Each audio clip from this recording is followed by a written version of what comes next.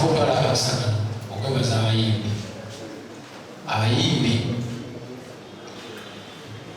sibebanga libampoze simanyi bwenyeza kulibyagiza. Neyaza nnyo abayimbi omulimu gwe mwakoze mu lutalo lwe mwalwanye bantu babulire. Olutalo lwe mwalwanye mwabadde mukwata abantu okubalaga nti waliwo enjawulo wakati wa politics ne industry ya music. Mwebale kulwanirira mulimu gwammwe, tugende mu maaso tulwanirire omulimu gwaffe Mukama gwe yatuwa. Ffe tetuli babazi, tetuli baki, tuli bayimbi bwe tujja ekyokulya era abaana baffe bagenda okuyimirira okubeera mu nsi. Mulwanirire omulimu gwammwe ate temusosola mu bantu, muyimbire buli muntu n'enzikiriza zaabwe. Omulimu gwaffe tusanyusa bannayuganda. Mukama kikola gatuwa amaloboozi gano tusanyuse abantu be. Mwebale kulwana, sibakyanyeza kubasasula, sibakyanyeza kubaddiza. Kenzo yakubye kololo. Kenzo w'amaanyi nnyo, amaanyi gaffe ffenna. That was a collective of unity. Buli muntu yakubye akalango ng'ayita abawagizi be okweyiba enkololo bagire Kenzo. Kitegeeza enshu yabadde yaffe nga tuyise mwiti Kenzo. Mwebale kulwanirira mulimu gwammwe. Si byangu naye wande wantama abantu balitegeye nti omulimu gwaffe Mukama yatutonda kusanyusira buli basanyusa kusanyusa mulimu. Abayimbi mwebale era nange ndibabeererawo wonna mbeera yonna nti your network is your net worth. Ne bannamawulire mwena kibakwatako. Nze abantu abajja buli muntu yasasula. Nkulayirira mulinda nga Mukama ye mubeezi. Mukama okunzijjako ekitone kiyamba n'akitwala. Okunzita nenva mu nsenkya tetwagabira bantu tiketi okujjako ababe mu famire oba abe mundondo mumanyi oli mukola naye naye mbugamba mutukwate etiketi mutwaleko enansa nikuwakisa kubayi bwe mba nakikola nsabako nga nzije mu nsembe. That is my network and that is my network. Okubeera nga ndi ne prime minister, Saba Minister, najja ne baminisita be ku show y'omwana yava ku street. Nze nafira omuganda wange Mande, pulezidenti w'eggwanga yaweereza obubaka wa miliyoni era n'okusasa. Pulezidenti Mande gwe nkugamba yakoma mu P1. Mande yakoma mu P1. Emirimu gya Mande yatandika alima n'alima akabibi ne bamuwaayo ekyokulya. Bwe yavaawo n'afuna walonda obute ne bamuwangayo kasente. Bwe yavaawo Mande n'atandika okusindika eggaali y'amatoke. Bwe yavaawo n'avuga booda. Byenjogera bannamasaka babimanyi. Mande yafuuka Bwalinnya nnyo e Masaka. Endala okufuukola ndi awo wonna awo bonna bamumanyi. Yali Bwalinnya nnyo ne Bwala ng'asindika matoke. Owa booda asindika matoke. People drop out. President yaweereza obubaka emiliyoni 10. Prime Minister nasindika obubaka emiliyoni 2. Minisita wa Kampala yaliko. That is my network. Abantu abaŋŋaana okukolagana n'abantu mbanyiigira nnyo kuba tebamanyi gye nvudde nawa Mukama wantadde. Nali nsindika obubaka ebwo eri buli muntu yajja musona atasobodde nti mukole emikwano abantu mubaagale. Bwe munaayagala abantu nabo bajja baagala era ogenda kufuna sayizi nnyo. Netusalawo tukole lunaku lumu olw'embeera. So twasalawo tukole lumu ekirala kikadde ki etusuubira eki bulizira okutereezamu Mukama wange yagambye nti kya buli mwaka nebadde nteesa tufune meeting tulabe anti tulabe ate meeting kitegeeza nti tulabe tukikolenga buli mwaka tukengawo omwaka tukole tutya kubanga kintu kino kinene wetunakijawulula kuba netutuka kijja tukakijjamueseka kubanza ekyankozeseza ezo festival esobola okukolwanga wadde Mukama ne bali bayanzija mu nsi nga sente zivaamu. Famire yange bagiwaako akatono then ekisigadde ne bakiwa embeera ebeeriwo bakuteeka mu organization bakuzimba ku kalwaliro oba kirasirumu ekirime kibaawo by then nga kibateekamu sente ezo okusinga Kenzo okuzaawa yena soka tusobola okumukolamu akasente ne kalabirira abaana n'abazuulizi y'ensonga y'enkozesa so kyetaaga tutuule kibenga World Cup every 4 years kibenga nga Africa Cup every 2 years nga kubanga ogamba nti tukole buli mwaka twamuzi kubanga kirina tuwa ate abantu bwe tutaaba wetuwa bajja kunyiiga nnyo kuba abantu abazze Kampala baavudde mu lekanemeyokeekulana eno kituba for the first time in the history of Uganda music yetuwa yokeesobola okufuna abantu okutwala obulaasi in the countryside ekibanga twalina tufuna abantu 13,14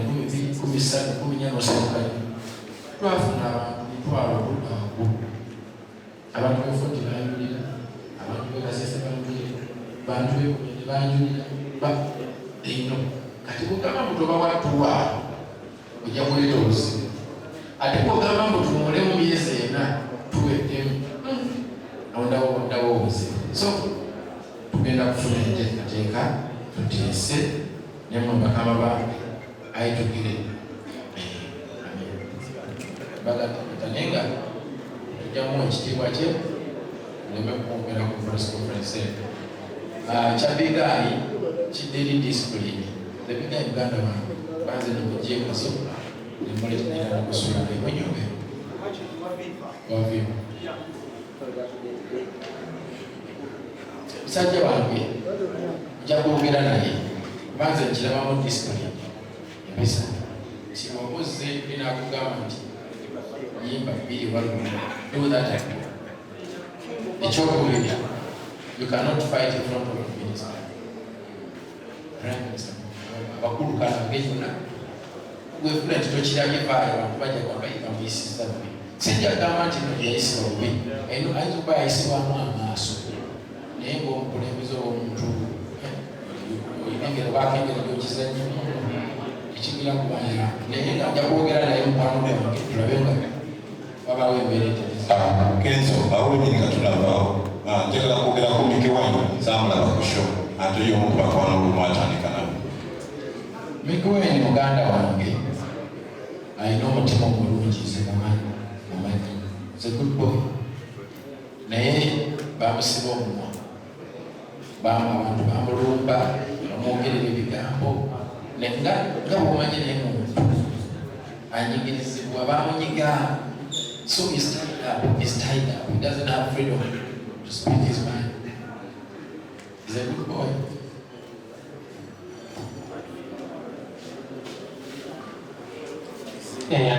amanya kyasaza okusimba TV NBS nze nja kusaba busabe olabika nga olina ennaku ku mutima ate abakuliisizaako ennaku ku mutima obamanyi era bakutiisatiisa n'okufa lwaki bebongera esiri bamanyi ne bwoli bukudde tubanoonya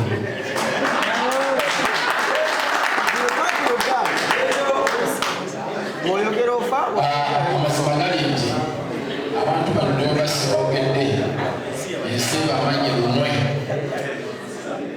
nabamanyi nti ensi yayingiramu amateeka n'amakooti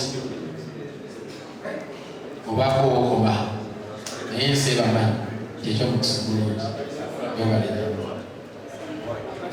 tugenda kufuna Shadi osiri yange nja kulunama era sijja kulabika nnyo naddala omwaka ogujja nyinza okutandika kubanga shedi mulwedde naye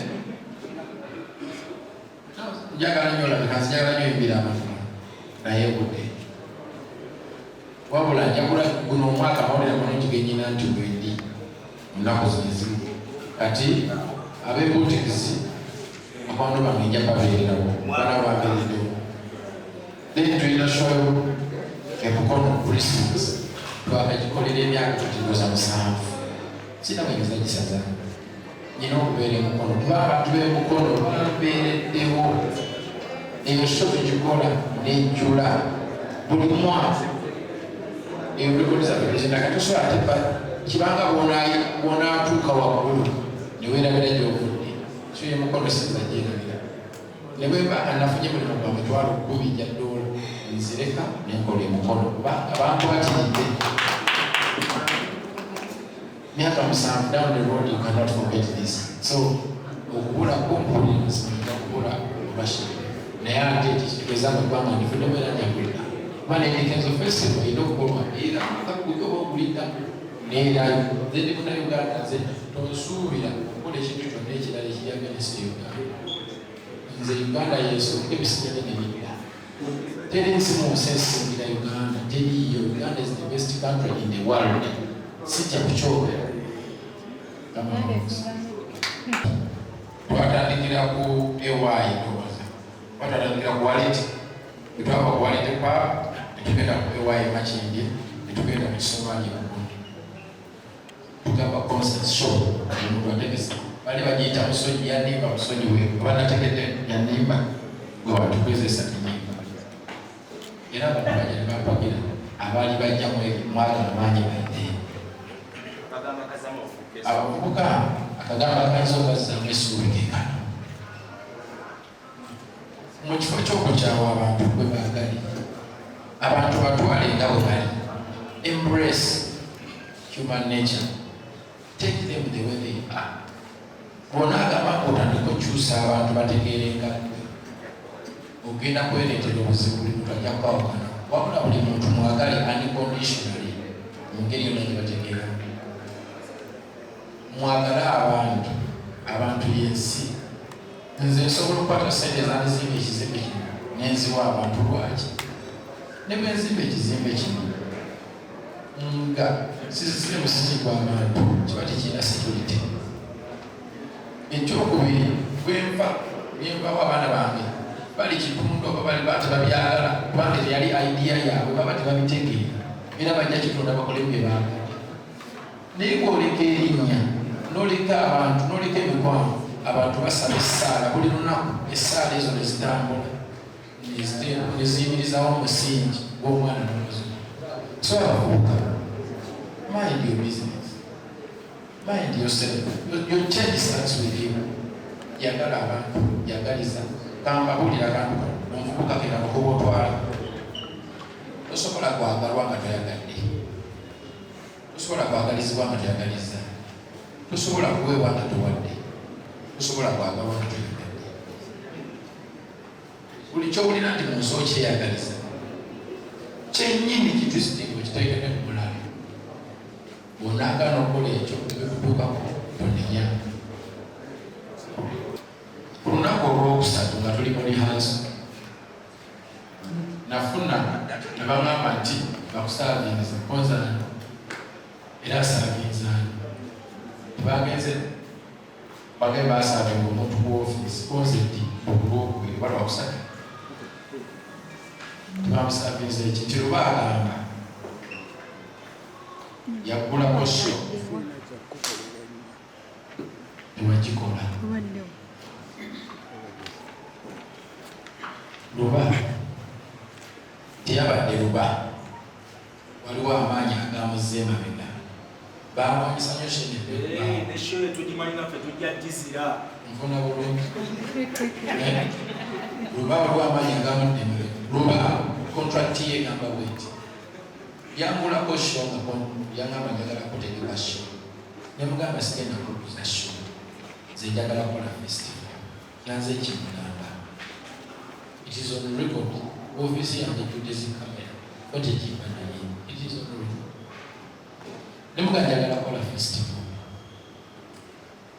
nanga kiba kitya nenkimubalira munagamba kinene nzikiriza nkikolere bwereere ogwefunemu linnya nemugamba nedda ojja kumpayo $1,400,000 sobole ozikozesa mu lwehanso sobole okuwa abaana bange bebadansa bebaani nga saagala sente naye nga njagala kikole nga kitandike ezo sente nazimusaba nti size nkitunda naye nazimusaba kubanga zina okuwona kisobole okubeera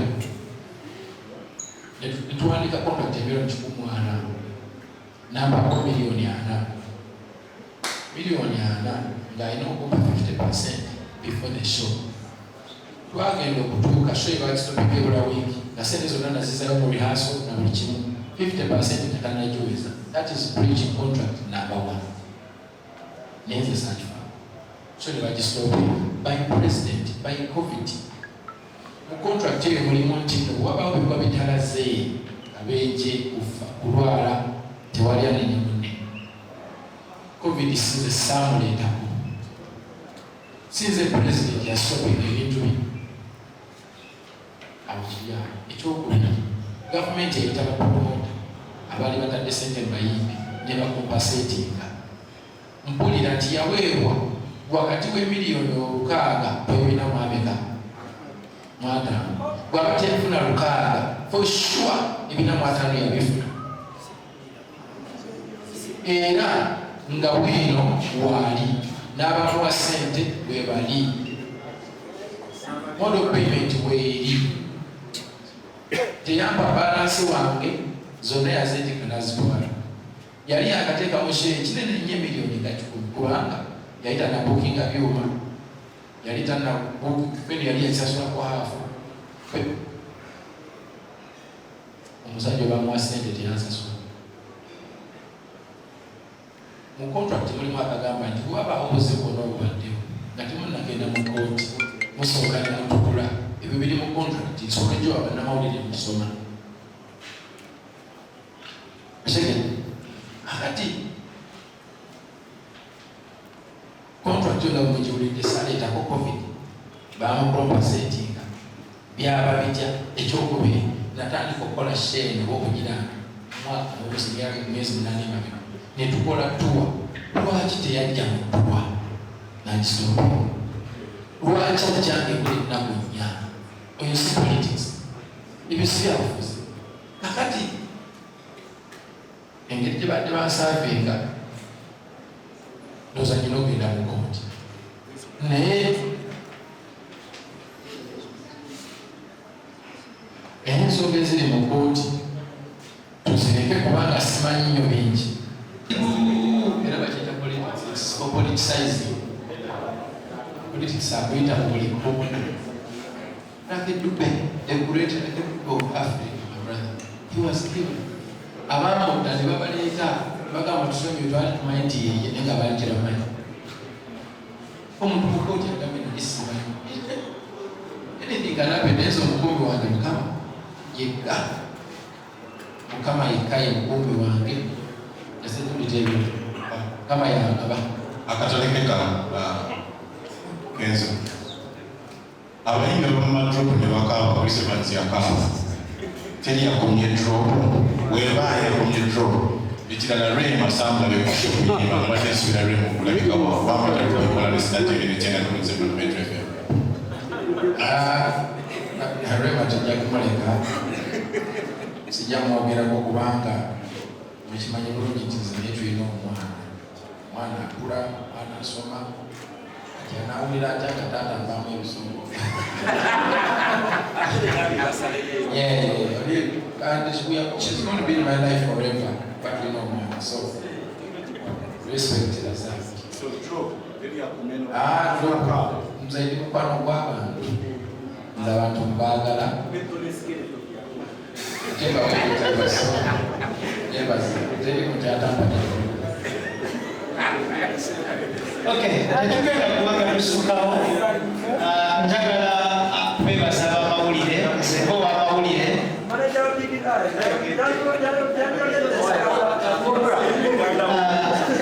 Njagala kwebaza bakola kyensaba bannamawulire bambi beganidde tekweditinga kano ko mukateekeyo kakalamba asobola oyamba ensi temugeraagira mu bantu kano kino kyokitwala nti mwakiwadde Kenzo n'Kenzo festival temutema don't show.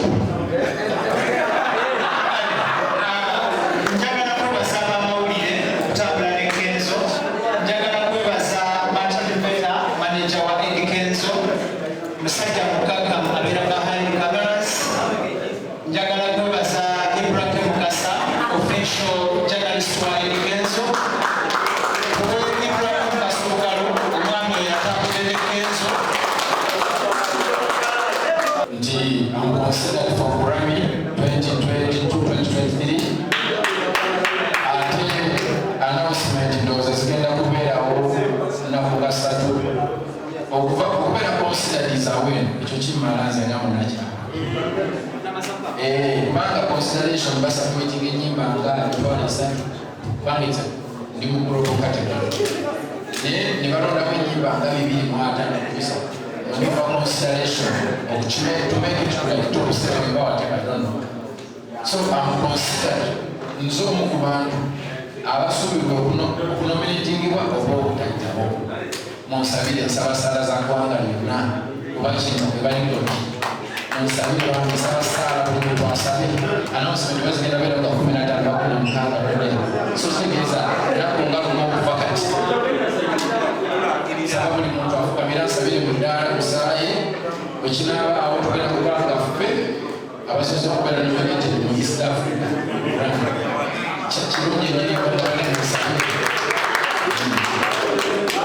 tetugenda kubanga tusukawo nsaba Allah bwena Nabiru, Ragapaipa, Masiko, Yali, Fawuzi, Martin Beta n'abalala bangi nnyo tukkiriza Kenzo okwogera because tetwagala Kenzo abeere depressed, tetwagala abeere depressed, so tumukkiriza okwogera era tetumukkiriza kuteeka plasita ku mimwaje. He will speak era ajja kwogera. Kenzo is above 18 years of age. Is a Ugandan akkirizibwa okwogera ekimuli ku mutima n'ekyo ky'abaawulira. Kenzo tavuma